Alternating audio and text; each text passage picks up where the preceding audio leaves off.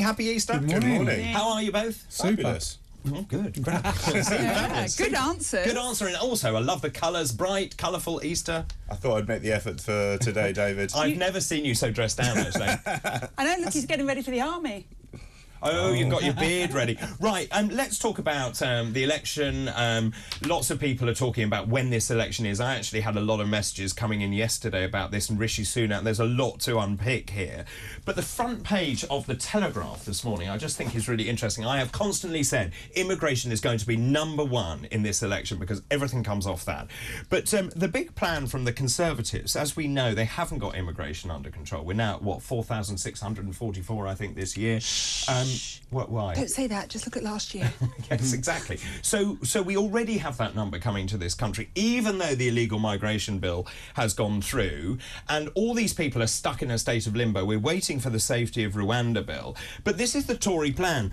So, and there might be some merit in it. The migrant nationalities with the highest rates of crime will be revealed in league tables under plans to be considered by ministers. Now, the proposal, which is backed by senior Tory MPs, would require the crime rates of each nation's migrants in England and Wales to be published annually, and then ministers have to present a report to Parliament each year detailing the nationality, visa status and asylum status of every offender convicted in England and Welsh courts in the previous 12 months. Now, such a move would mirror an approach by some US states and Denmark, and what they found in Denmark was the crime rates of those from Kuwait, Tunisia, Lebanon and Somalia are far higher than those of Danish nationals. This would come in an amendment to the government's criminal justice bill. Lauren, as a former advisor, it seems to me this doesn't really, whilst I understand the data is important, does this really tackle the issue, which is I think we already know where the trouble is coming from. If you are an illegal in this country, you need to be deported. Isn't that the issue here? I think this has the potential to be one of these issues where, as with so many of the government's approaches to migration, they are chasing the headline, not the detail.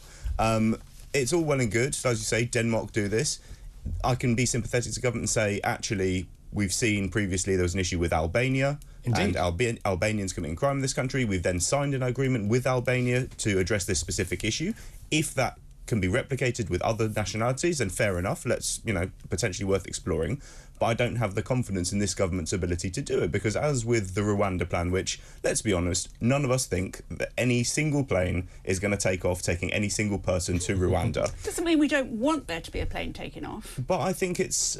I prefer Keir Starmer and the Labour Party's plans to deal with this. But what exactly are those? Of tackling the gangs at source. Come on, David, I'm sorry. Says that. Come on. But I think there is a better approach of taking a slightly more boring, slightly more detailed issue as opposed to chasing headlines that aren't going to get you anywhere and then are only going to get you disappointment. Because as we see, we've been discussing this issue for, 2 years now, and not a single plane takeoff. Okay. And no one thinks a plane's going to take off. Do you think that will be as successful as tackling the drug gangs? I think there's more scope for it, and I think there's more willingness to cooperate. Okay. Exactly, and I think we should be. Let me just ask Adam here. This is clearly a pressing issue for people sitting at home, but actually, to be fair to the government, they have tried lots of things. £150 million into the Frontex thing, £500 million they've spent here, there and everywhere helping France and so on. So they are trying. And I think this plan isn't a bad plan, because I think what's monitored and what is measured is easier to improve.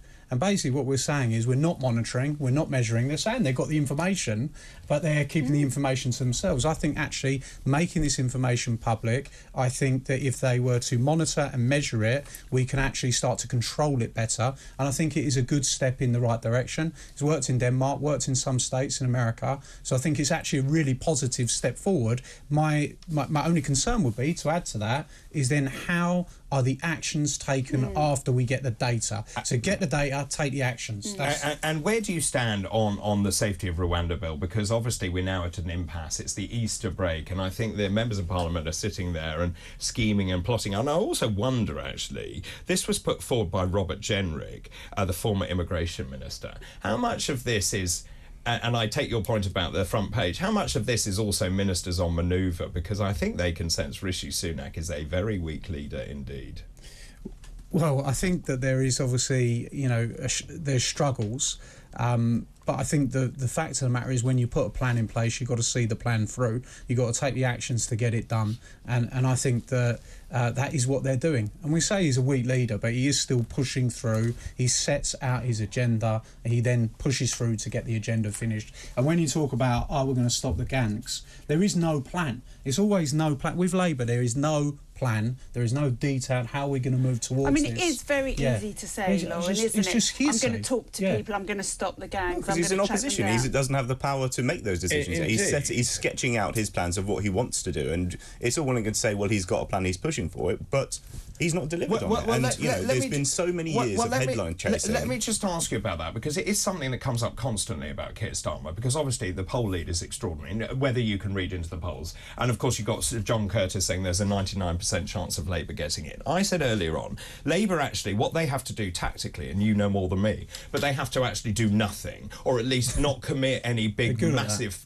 muck-ups. Well, they need to do nothing at the moment, and let the Conservatives make all the mistakes. However, I just wonder, as this comes nearer to the election, when does Labour, and you will know this as a former advisor, when does Labour have to be up front with the public and say, right, this is our manifesto, these are our commitments, and this is what we will deliver for the British people? What I will say is I think there's no... even though John Curtis says 99% of the poll, 99% certainty that Labour will win the next election, I think nobody in Keir Starmer's office, especially Keir Starmer, is going to take that for granted in any moment. I think everyone remembers, it's burned into their consciousness, Kinnock in 92, of everyone assuming and asserting that he would win and John Major winning. So I think everyone has got that fear and the lack of complacency and wants to be delivering the election without sort of assuming it's in the bag.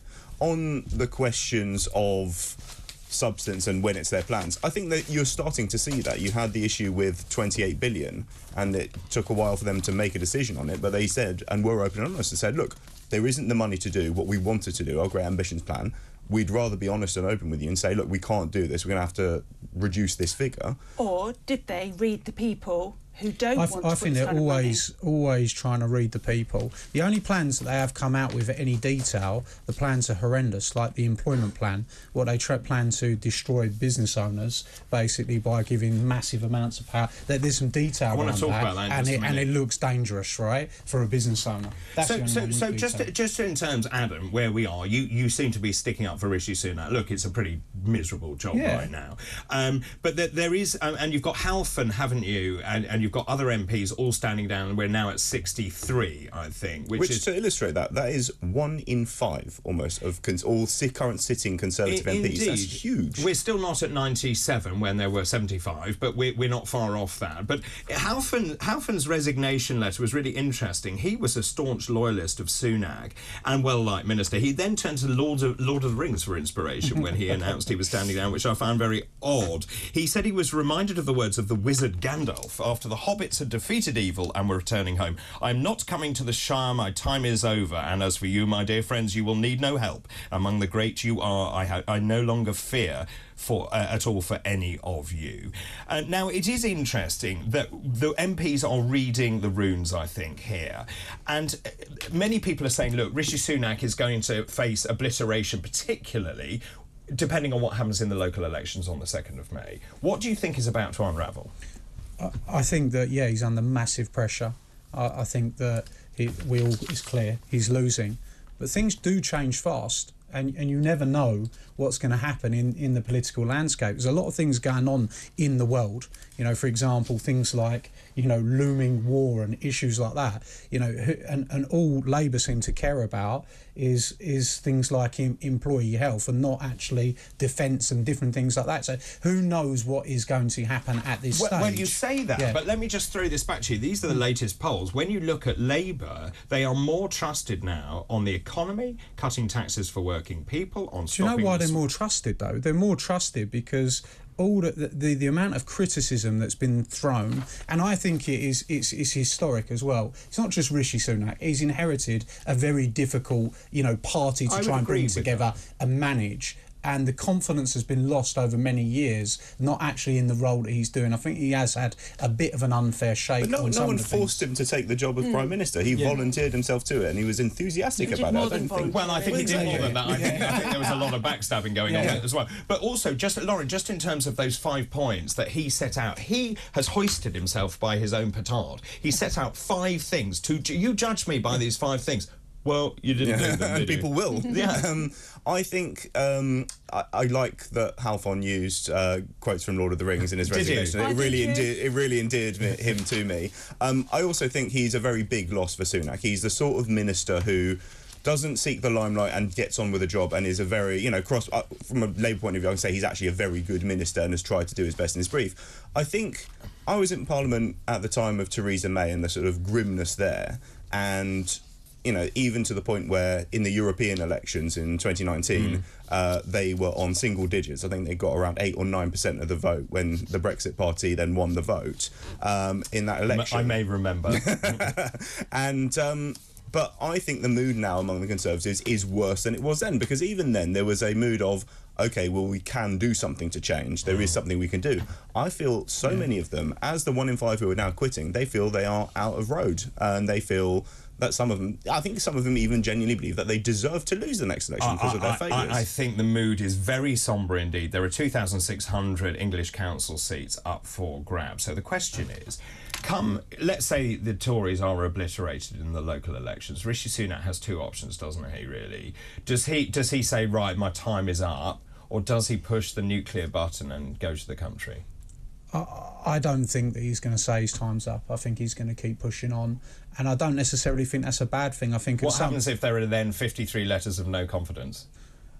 I think he'll go to a general election. I think he will, because what I think is that this Conservative Party has continually not had leadership and backbiting and issues and all this different stuff going on. And I think Rishi Sunak will see it out, and I think he will push on. Whether that's the right thing or the wrong thing, you need a leader. You need a leader that's going to stand up to criticism. They're not a Conservative leader. Yeah. But Rennie, what would you do if you were Sunak? If you had the letters of no confidence in, and then you have to resign, or you go to the country, what would you do? I think he's going to go to the country. Yeah. I think that's what he would do. The problem you'd then have is you've got quite a lot of Conservative MPs who are likely to lose their job, wanting the payday for an extra few months. Yeah. I think in terms of the local elections, I think London, pre the Uxbridge by-election, there was talk of, maybe we can still salvage London because of Sadiq's unpopularity.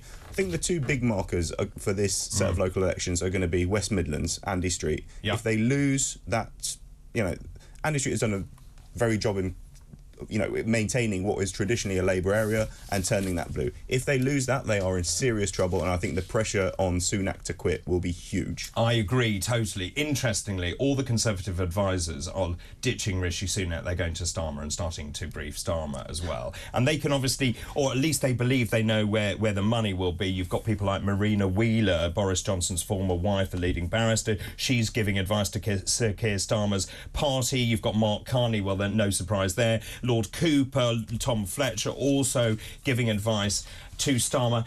Just before the break, and I have to give you a right of reply, is there any way that Sunak can turn this around, or is he personally toast? I think he's going to really struggle to turn it around. I think that is obvious, but I think he's going to carry on and do his very best in his leadership effort. You should be a politician. Yeah. No. The reality is, what he might need is a small miracle, something to happen in the landscape. Miracle? Well, who knows what that small miracle could be? But he might need something that can really swing confidence. What is the one thing he needs? So just that final point. What could save him? Is there something? So, for example, is there a Thatcher moment? Do you know what I think is also communicating to groups of people is an important thing, and I do think too late. Perhaps is too late, but I do think that for the Labour government for business owners is a dangerous thing. I do. And I think that being highlighted, more business owners should really look to... But more and more to be business owners are now supporting- going to Labour. No, Okay, big business, not Okay, small. so Yeah, let's a pause. combination small business Right, owners. okay, well, I'm pick- talking small All business right, owners. let's pick yeah. this up I think it's a after the break. combination. I want to pick this up because it's a really important point that you There's mentioned here. 5.6 million, yeah? Do people have the right to switch off from work? And I'm going to ask that question after this break. Stay exactly where you are. This is Talk TV.